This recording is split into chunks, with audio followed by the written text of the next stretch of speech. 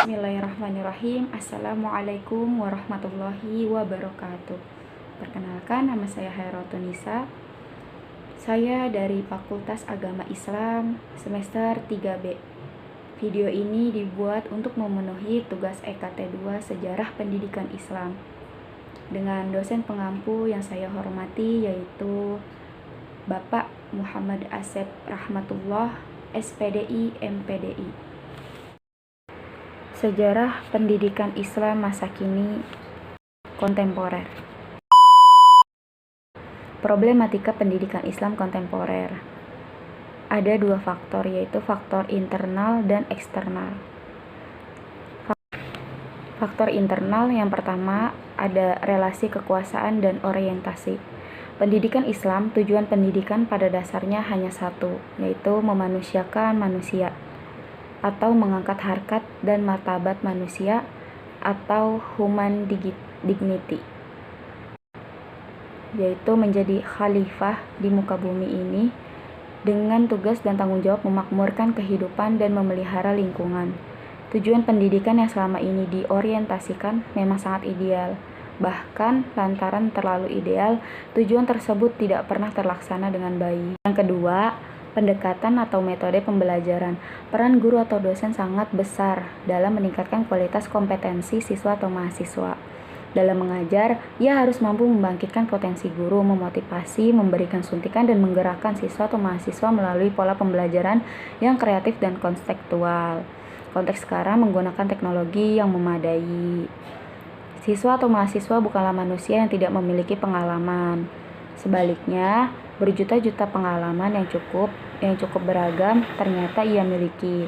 Oleh karena itu, di kelas pun siswa atau mahasiswa harus kritis membaca kenyataan kelas dan siap mengkritisnya. Faktor eksternal. Faktor eksternal ada dikotomik. Masalah besar yang dihadapi dunia pendidikan Islam adalah dikotomik. Dalam beberapa aspek, yaitu antara ilmu agama dan ilmu umum, antara wahyu dengan akal setara, antara wahyu dengan alam. Munculnya problem dikotomi dengan segala perdebatannya telah berlangsung sejak lama. Boleh dibilang gejala ini mulai tampak pada masa-masa pertengahan. Menurut Rahman, dalam melukiskan watak ilmu pengetahuan Islam zaman pertengahan menyatakan bahwa muncul persaingan yang tak terhenti antara hukum dan teologi untuk mendapat julukan sebagai mahkota semua ilmu. Yang kedua ada too general knowledge. Kelemahan dunia pendidikan Islam berikutnya adalah sifat ilmu pengetahuannya yang masih terlalu general atau umum dan kurang memperhatikan kepada upaya penyelesaian masalah. Manusia di zaman sekarang ditandai dengan berbagai perubahan mencengangkan.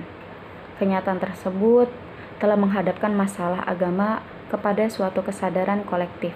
Sebagai agen perubahan sosial pendidikan Islam yang berada dalam atmosfer modernisasi dan globalisasi dewasa ini dituntut untuk mampu memainkan peranannya secara dinamis dan proaktif.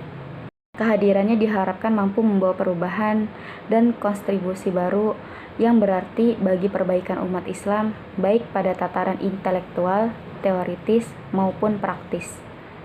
Globalisasi menimbulkan banyak sekali perubahan dalam aspek kehidupan, khususnya dalam kehidupan umat Islam. Perubahan ini tidak dapat dihindari akibat ilmu pengetahuan dan teknologi yang semakin berkembang. Hal ini menggugah kesadaran umat Islam akan pentingnya pendidikan Islam, dan penguasaan ilmu pengetahuan secara teknologi merupakan kewajiban bagi mereka. Dunia pendidikan Islam kontemporer ini menghadapi suatu masalah yang begitu signifikan.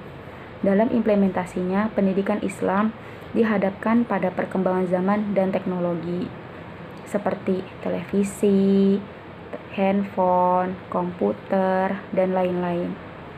Hal ini tersebut sesungguhnya bertujuan untuk meningkatkan mutu pendidikan Islam agar semakin berkualitas. Umat Islam tetap harus mampu mengkondisikan pendidikan Islam itu sendiri dengan baik.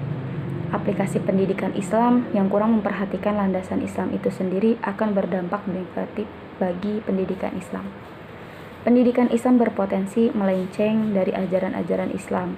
Untuk itu, harusnya umat Islam tidak hanya menyibukkan dirinya dengan kehidupan yang berbau teknologi, tetapi yang harus mereka lakukan yaitu menerima globalisasi tanpa harus melupakan ajaran-ajaran Islam. Pendidikan merupakan faktor utama yang dapat dijadikan referensi utama dalam rangka membentuk generasi yang dipersiapkan untuk mengelola dunia global yang penuh dengan tantangan. Demikian pula, pendidikan Islam yang bercita-cita membentuk insan kamil yang sesuai dengan ajaran Al-Quran dan Sunnah. Secara lebih spesifik, pendidikan Islam adalah pendidikan yang berdasarkan Islam atau sistem pendidikan Islami, yakni pendidikan yang dipahami dan dikembangkan serta disusun dari ajaran dan nilai fundamental yang terkandung dalam sumbernya yaitu Al-Quran dan Sunnah.